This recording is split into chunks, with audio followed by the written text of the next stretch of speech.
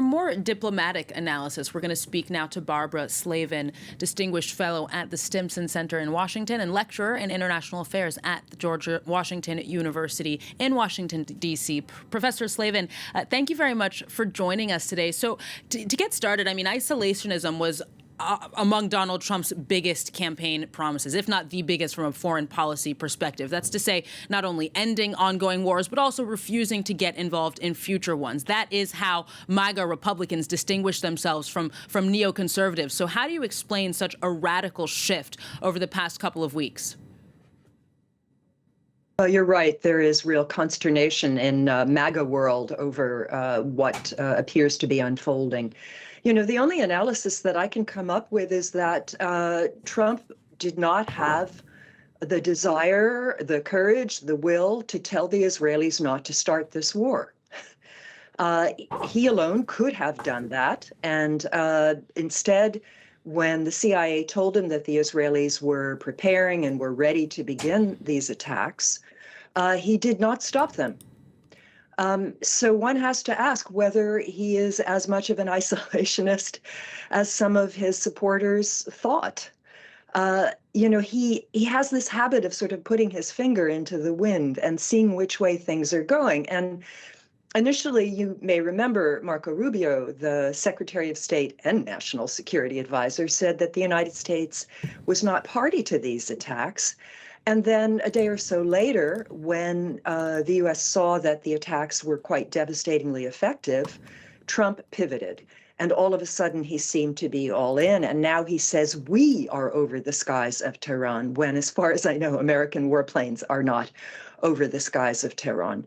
So if something happens which was to, you know, change the direction of this war, perhaps Trump would pivot yet again. It's certainly a very disconcerting way to make foreign policy. As we speak, the U.S. apparently has not made the decision yet to help the Israelis bomb Fordo, which is where U.S. B-52 bombers and 30,000-pound bombs would be needed. There is, you know, a tremendous debate going on, I think, in Washington among Trump supporters and also others, people in Congress who are introducing resolutions demanding that there be authorization for the United States to get involved in a third Middle East war. So we are all on edge. I'll tell you frankly, every night I go to bed not knowing what I'm going to wake up to in the morning. I mean, it's indeed a lot riding then on what essentially kind of boils down to a whim, in a sense, from Donald Trump. Like you said, kind of putting his finger in the wind to decide which way to go. We know that there's a lot to lose from the United States getting involved in a third war. But what does Donald Trump, either as an individual or as the leader of the current Republican Party, have to gain from a domestic or foreign perspective by getting directly involved in this war, not on America's behalf, but on Israel's behalf, in a sense? Well, look, Iran is a 46-year-old problem for the United States as well as Israel. The Islamic Revolution was fought against the United States, against Israel. You may remember that the previous regime in Iran was closely allied with both the United States and Israel. So, you know, U.S. and Iran have come to blows in the past, but not on the Iranian mainland. During the Iran-Iraq War of the 1980s, the U.S. sunk most of the Iranian Navy. But not on the mainland. And so this would be crossing a Rubicon for sure. The Israelis were not so virulently anti-Iran during the 1980s. They were much more fearful of Iraq during that time. But after Iraq was defeated in the 1991 Gulf War, the Israelis began to focus on Iran, and Bibi Netanyahu in particular, as an existential threat to Israel. Now remember, Israel has at least 90 nuclear weapons and a second strike capability.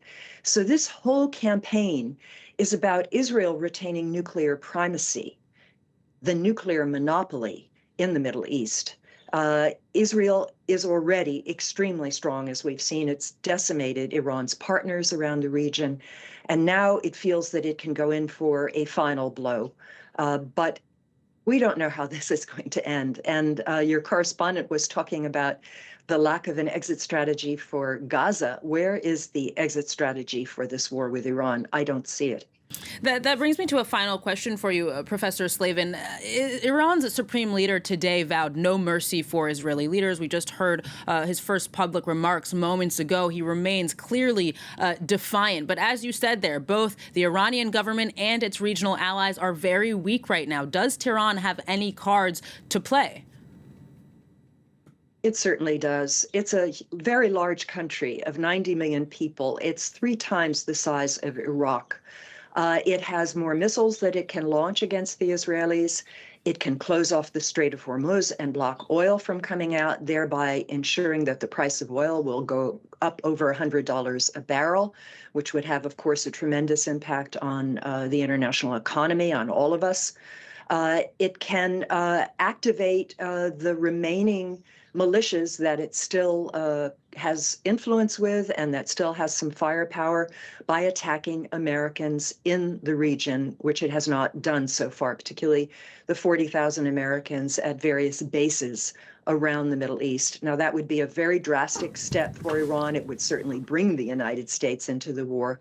So I think that would be the last resort. But the other two, we can certainly expect that Iran will continue to fire missiles as long as Israel is attacking Iran. Barbara Slavin from George Washington University, thank you very much for joining us on France 24 today. You're welcome.